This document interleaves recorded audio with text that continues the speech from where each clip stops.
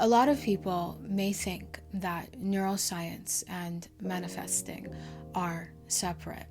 And though I would never say that they are entirely the same thing, I also can't help but notice where they do relate to each other. In fact, just a brief glance into some areas of neuroscience can explain manifesting to a far more logical mind and actually prove it and back it up.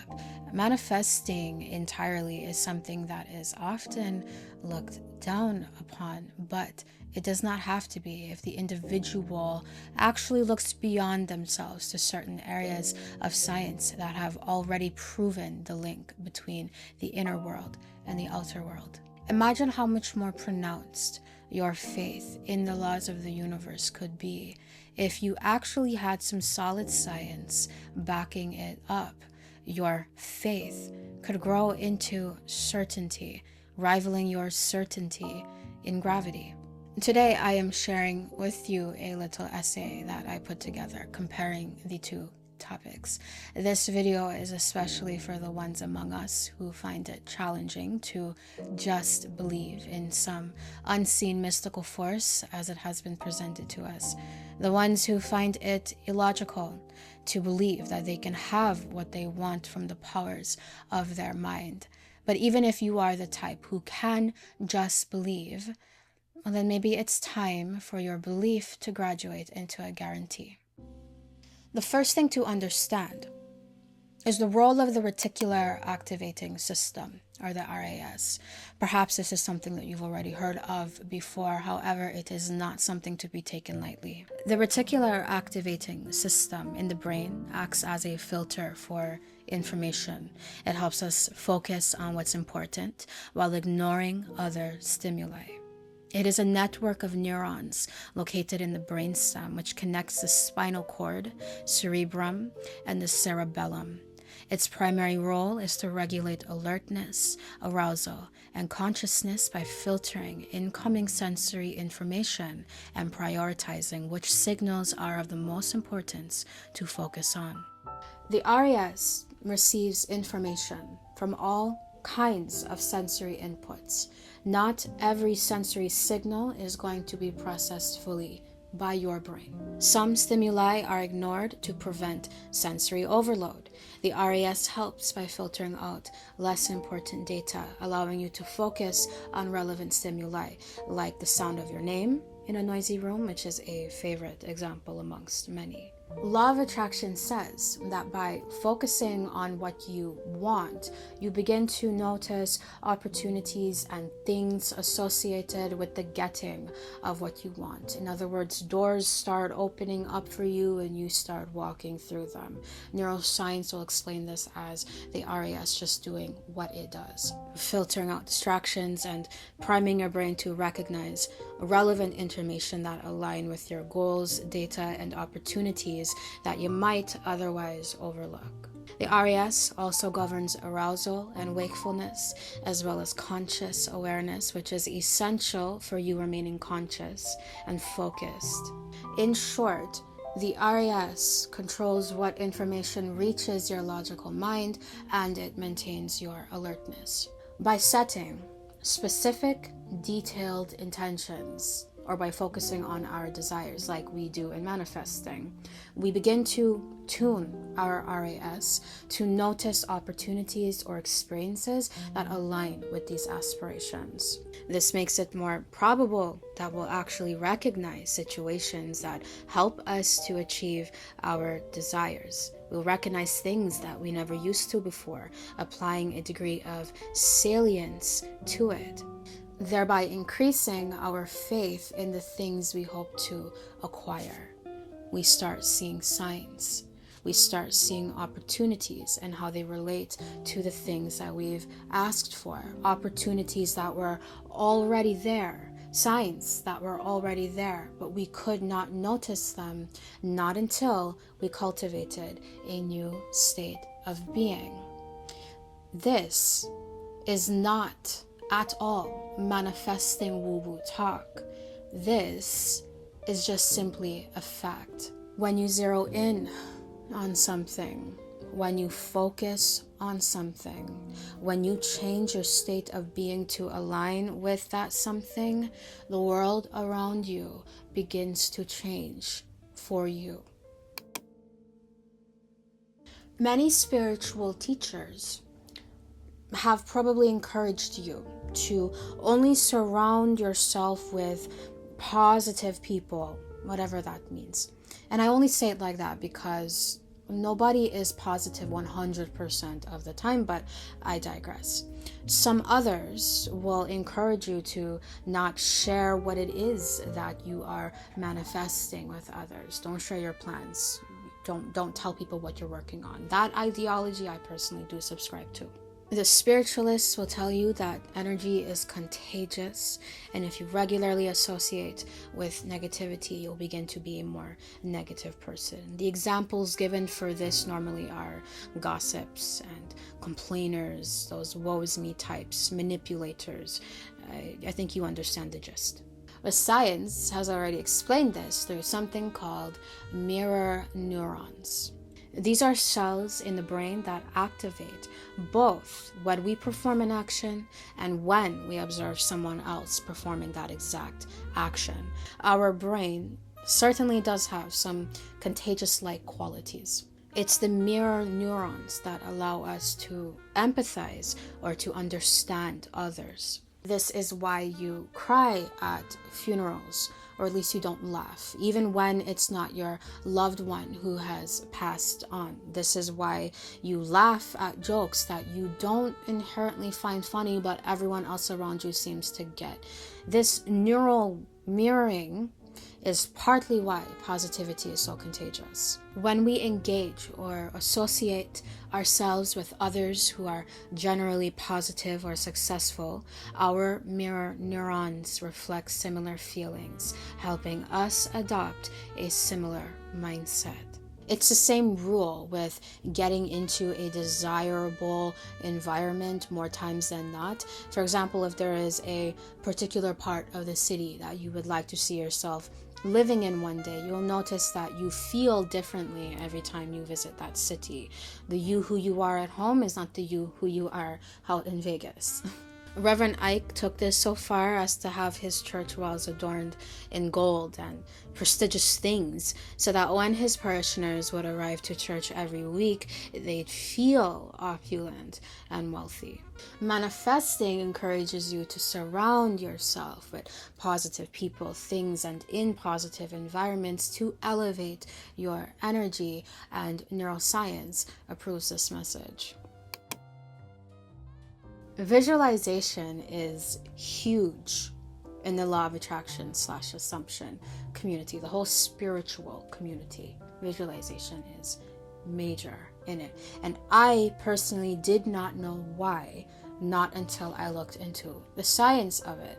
So in neuroscience, it's actually called brain priming, more or less. It's actually an effective method that helps people gain confidence and a sense of readiness that assists us in moving towards our desires as the opportunities present themselves. Or rather, as the RAS helps us to notice the opportunities that were already there. That's kind of what it means to tune into the frequency, which is a very popular LOA quote or tip. Visualizing yourself performing an action activates the same brain areas that would be activated if you were performing the exact same action.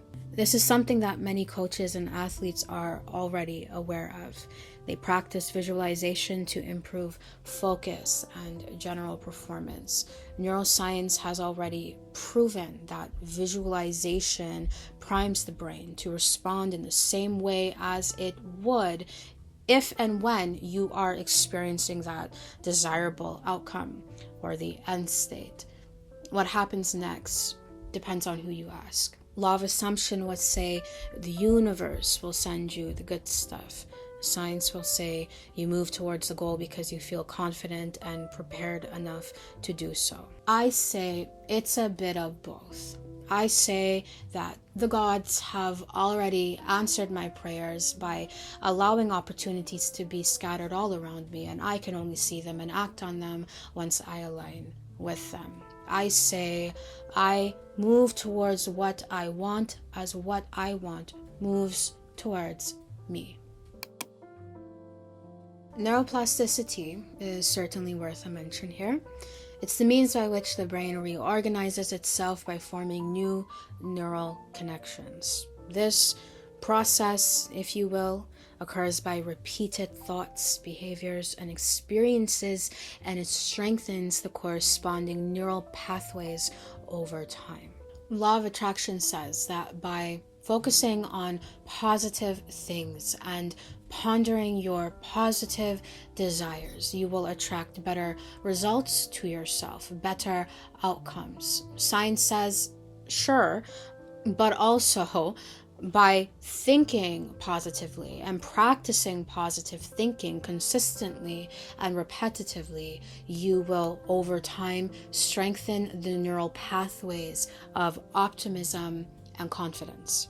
These pathways make positive thinking and positive responses automatic. These neural pathways shape your behaviors, your general attitude, your state of being to a demeanor that would lead you to desirable outcomes. Just like a self-fulfilling prophecy, your beliefs influence your actions, which leads to outcomes that confirm those beliefs. The law of attraction simply states that thoughts become things, that like attracts like. Neuroscience says, well, our beliefs influence the way we behave and the way we interact with others. Our beliefs influence our decisions and the actions that we take or don't take, the opportunities that we take or don't take. When you genuinely believe something will happen, whether positive or negative, when you genuinely assume something to be true and factual, you unconsciously adjust your behavior to make that outcome more probable. If your assumption is that you cannot fail, you will take more risks. You will have the confidence to knock on doors that everyone else is too afraid to. You do increase the probability that these risks will pay off. And when that happens, you create a loop of success that your brain reinforces, thereby attracting experiences consistent with those beliefs. And everyone around you will think that you're weird because you're calling your success a product of manifesting, but you can just sit there and smirk because you know that manifesting is near scientific. Dopamine and cortisol and how it relates to manifesting. We've spoken of both dopamine and cortisol in an earlier video, but basically they are just two neurotransmitters or hormones. Dopamine is the neurotransmitter associated with reward, pleasure, joy, and motivation. Cortisol is the hormone associated with stress or fight or flight, very briefly. When our cortisol levels are far too high, we experience some wonky symptoms, okay? Our memory becomes impaired. Our decision-making becomes very weird. We struggle to regulate our emotions. If you're desiring more romantic options in your life, you begin to unconsciously block them because you genuinely cannot perceive a reality where these good people are actually interested in you and have very good intentions. Your memory becomes impaired, so you do not remember scenarios exactly as they were, but rather from a more negative lens. Neuroscience has already proven that manifesting-esque techniques, methods, and practices such as mindfulness, visualizing positive outcomes or random positive scenarios, positive thinking, gratitude practices, all increase your dopamine levels whilst decreasing your cortisol levels, effectively managing stress. These manifesting practices activate your brain's reward and relaxation centers, allowing you to now feel more motivated and inspired regarding your desires. and these are good feelings that help you attract good outcomes. These activities help you create an inner environment of peace, tranquil, and emotional resilience. You become more mentally clear on who you are, what you want, and why you deserve it. Again, that is just a fact. The science says if you visualize your ideal outcome, the dopamine released will create a feeling of excitement and motivation, which will make you more likely to take action toward that goal. The law of attraction would say, because you're in a positive state of being, the universe will send you the physical equivalent of that frequency. Potato, we're just saying the same thing here. At the end of the day, though, you win. The manifesting principles of focusing on your intentions, visualizing your dreams, and fostering an attitude of gratitude, as Bashar likes to say it, have scientific backing. That is explained by how these practices influence the way your brain functions, your emotional states, and your behavior. Both manifesting and neuroscience can agree on this final statement. Positive thought patterns and visualizations prime your brain, which in turn shapes your behavior and your perception, allowing you to notice the opportunities that are already there, helping you to achieve your desired outcomes. On an unrelated note, an excellent source for you would be the book called Mind Magic by Dr. James Doty. It certainly can't be Doty. There's a 37% discount on Amazon as of today. That was not sponsored, by the way. As I mentioned in the intro, I made this video for the ones among us who struggle to just believe in some unseen mystical force. The ones among us who cannot believe that by persisting in your assumptions of a desirable life, you can have what you want, which hopefully you can see now is actually not a belief, but it is a promise.